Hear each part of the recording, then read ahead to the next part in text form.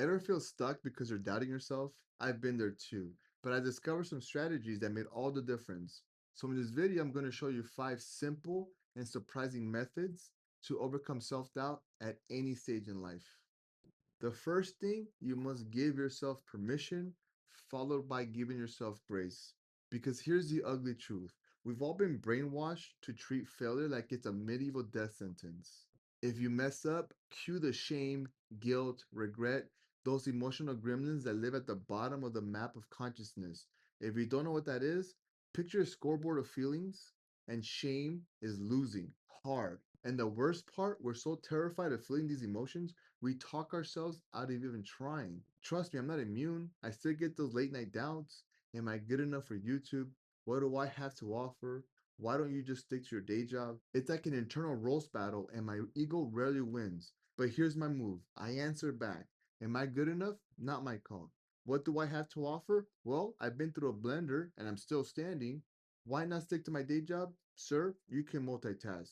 And if I fail, perfect. That's just more material for my next video. So the next time your brain tries to pull you into the shame spiral, do this. Talk back out loud. Give yourself permission to suck, answer your own doubts, and if you flop, congratulate yourself for collecting a new story. That's how you win even when you lose. But you want to accomplish something big. Here's a dirty little secret. You need confidence before you ever see results. And I don't mean that fake it till you make it kind. I mean the kind of confidence that says, I'm moving forward no matter what, even if the world thinks I'm nuts. Let me take you back to my mid 20s. I was flat broke, jobless, sleeping on my mom's floor. Yeah, real glamorous. My mom's looking at me like I'm auditioning for the biggest bum of the year. She's begging me, just get a job. Go work at Walmart, Home Depot. I don't care. Just do something.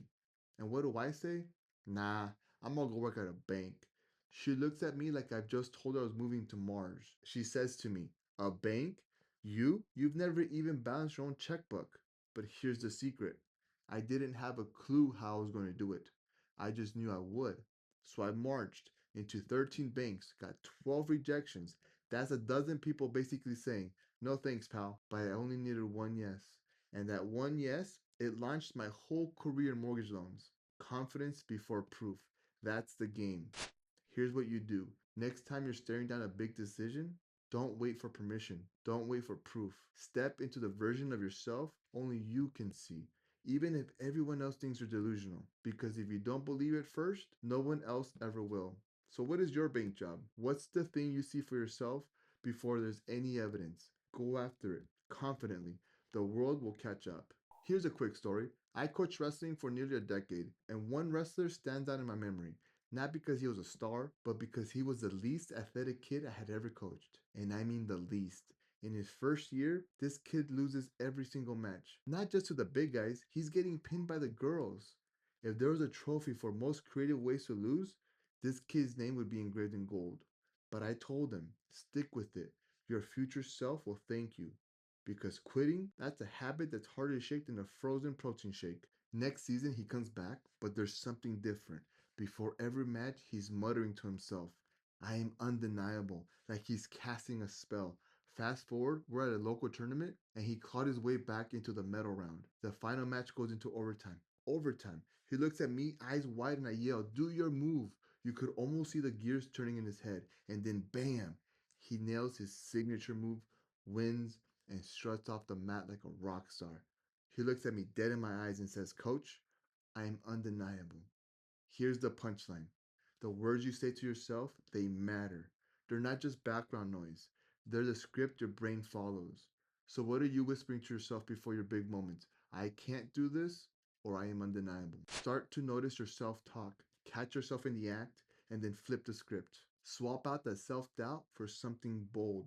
Something that makes you want to bust through the wall like the Kool-Aid Man. Because the story you tell yourself isn't just a story, it's your reality. Another byproduct of self doubt, it doesn't just hold you back, it can make you feel completely alone, like you're locked in a mental prison. You see all the dreams and goals, but you can't reach any of them because deep down inside, you don't believe you deserve them. And when you don't feel worthy, it's hard to let real love in. I've wrestled with this beast. You want to know my origin story? Picture this little version of me, clutching a crumpled certificate I got in elementary school. High school version of me, scanning the stands at my football games and wrestling matches. Mom's there, sister's there, grandma's there, but dad, nowhere. I could call him, sure, but I convinced myself I don't need him. I'm fine. Here's the secret, I was not fine. And here's the truth, I spent years wondering, was I just not worth showing up for? Why didn't my dad want to be there? And if your brain's anything like mine, it took that question and ran a mental marathon with it. Suddenly, every achievement felt a little emptier, every relationship a little shakier, all because I'd internalized the idea that maybe I wasn't enough. Fast forward, I'm 37, and I finally asked my dad. We have the talk. There were tears, there was snot, it was a mess. But one thing I walked away with, forgiveness for him and for me, the kid who thought he had to earn love. Here's the truth, most of your self doubt is not even yours, it's hand me down from the people who raised you. So here's your homework. Pause for a second. Notice how you react when things go wrong. Do you beat yourself up? Do you hide? Then ask yourself, whose voice is that really? Maybe it's time to let go. Forgive the grown-ups who dropped the ball. Not for them, but for you. Because when you do, you're setting your inner kid free. And trust me, that's the real jailbreak.